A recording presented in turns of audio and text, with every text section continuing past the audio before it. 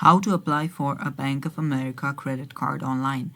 Hello guys, this is Atticus and welcome back to another tutorial video. In today's video, I'll teach you guys how you can apply for a Bank of America credit card. So without any further ado, let's dive right into it. The first thing that you'll need to do is open up a web browser, and on your web browser simply search for apply for a Bank of America credit card. After you search for that, you will see the website by Bank of America. So there we go. Tap on this line and apply for a credit card. And after you do so, you'll be redirected to bankofamerica.com/credit cards. So right here you can find the credit card that you want. You can filter out the cards. You can see all the cards available. And whichever card that you want, you can simply open that up. So let me just open this one up.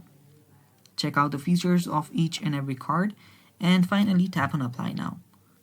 After you tap on apply now, you can just log in into your account first as well before you do this. And let's let this load.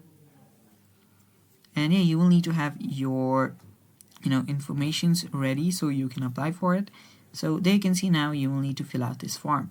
So first one is your personal information. If you already do have an account, you can simply log in, and then your some part of the form will already be filled since you already have an account. So here you can see your basic information, your personal information, your identification and stuff.